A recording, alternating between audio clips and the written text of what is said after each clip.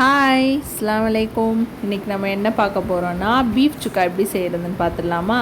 அதுக்கு ஃபஸ்ட்டு 3 பெரிய வெங்காயம் சின்ன சின்னதாக கட் பண்ணி வச்சுக்கோங்க. கொஞ்சோண்டு கருவேப்பிலை, 5 காஞ்ச மிளகா, அரை டீஸ்பூன் மஞ்சத்தூள், 1.5 டீஸ்பூன் இஞ்சி பூண்டு பேஸ்ட்டு, அப்புறம் பீஃப் 1/2 கிலோ வாங்கியிருக்கேன். அது நல்லா எந்த சைஸ்க்கு வேணுமோ அந்த சைஸ் கட் பண்ணி நல்லா வாஷ் பண்ணி வச்சுக்கோங்க. அடுத்து ஸ்டவ் ஆன் பண்ணிவிட்டு நான் இன்றைக்கி குக்கரில் தான் செய்ய போகிறேன். அதனால் ஒரு குக்கரை வச்சுட்டு அது நல்லா காயட்டும். தண்ணிலாம் ட்ரை ஆனதுக்கப்புறம் நம்ம எவ்வளோ ஆயில் வேணுமோ அவ்வளோ ஆயில் ஊற்றிக்கிற போகிறோம்.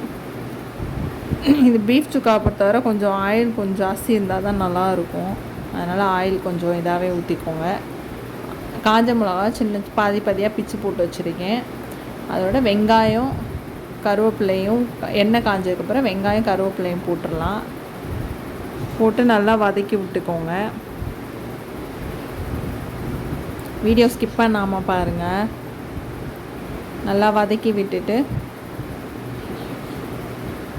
வெங்காயம் கொஞ்சம் கண்ணாடி பதத்துக்கு வந்ததுக்கப்புறம் காஞ்ச மிளகா, பிச்சு வச்ச காஞ்ச மிளகா இருக்குல்ல, அதை போட்டுக்கோங்க. அதையும் போட்டு நல்லா வதக்கி விட்டுக்கோங்க.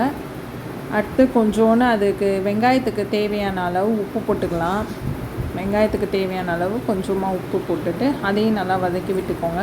வெங்காயம் நல்லா ப்ரௌன் கொஞ்சம் லைட்டாக ப்ரௌன் கலரில் வந்ததுக்கப்புறம் பீஃப் போடணும், இல்லைன்னா டேஸ்ட் நல்லா இருக்காது. அதனால் நல்லா வதங்கட்டும். வதங்கினதுக்கப்புறம் கொஞ்சம் தொண்டை சரியில்லை. அப்புறம் எடுத்து வச்சுருக்க இஞ்சி பூண்டு பேஸ்ட்டை போட்டுக்கலாம். போட்டுட்டு நல்லா அதையும் வதக்கி விட்டுக்கோங்க.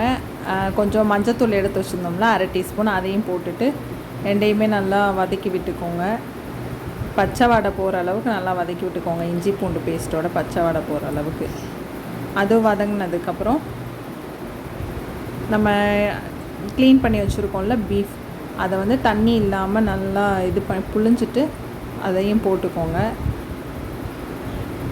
நல்லா தண்ணி இல்லாமல் நல்லா புழிஞ்சிருங்க. அதையும் நல்லா பெரட்டி விட்டுட்டு அதுக்கு தேவையான அளவு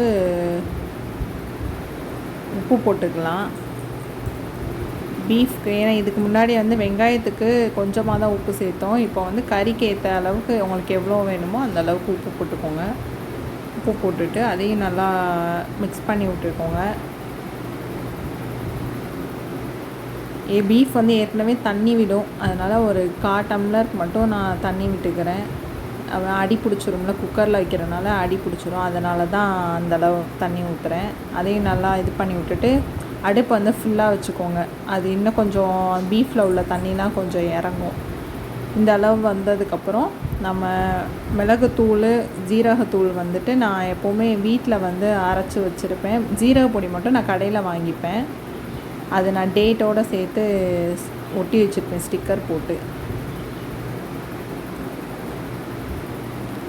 எடுத்து வச்சுருக்க அதுலேருந்து ஜீரகப்பொடியும் ஒரு அரை டீஸ்பூன் கிட்ட ஜீரகப்பொடி போட்டுக்கிறேன். அரை டீஸ்பூனோட கம்மியாக தான் போடுறேன். மிளகுத்தூள் அரை டீஸ்பூன் போட்டுக்கிறேன். இதுவே காரம் ஜாஸ்தியாக தான் இருந்துச்சு. அதனால் நீங்களும் உங்களுக்கு எவ்வளோ காரம் வேணுமோ அதுக்கேற்ற மாதிரி போட்டுக்கோங்க. மிளகு சுக்காங்கும் போது அதுக்கு ஜாஸ்தியாக தான் இருக்கணும் மிளகு, அப்படின்னா தான் நல்லாயிருக்கும். நல்லா எல்லாத்தையும் மிக்ஸ் பண்ணி விட்டுட்டு குக்கர் மூடியை போட்டு க்ளோஸ் பண்ணிடுங்க. நான் 3 விசில் வைக்க போகிறேன். ஒரு சைடு ஒரு மாதிரி இருக்கும் பீஃபை பொறுத்தவரை. அதனால் உங்கள் வீட்டு சைடு எப்படி இருக்கும்னு பார்த்துட்டு நீங்கள் அதுக்கேற்ற மாதிரி விசில் வச்சுக்கோங்க. நான் அடுப்பை சிம்லேயே தான் வச்சு 3 விசில் விட்டுட்டேன். 3 விசில் விட்டுட்டு ஆஃப் பண்ணதுக்கப்புறம் அந்த விசில் இதெல்லாம் போனதுக்கப்புறம் ஓப்பன் பண்ணி பார்த்தா இந்த மாதிரி தான் இருந்தது. எனக்கு இது இன்னும் ட்ரை ஆனால் தானே சுக்கா மாதிரி இருக்கும். அதனால் மறுபடியும் ஸ்டவ் ஆன் பண்ணி ஃபுல் ஃப்ளேமில் வச்சுட்டு நல்லா ட்ரை பண்ண விடணும்.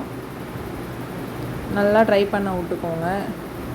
அந்த வாசனையே செம்மையாக இருக்குது. ட்ரை பண்ணி பாருங்கள். கண்டிப்பாக ட்ரை பண்ணி பார்த்துட்டு கமெண்ட்டில் சொல்லுங்கள்.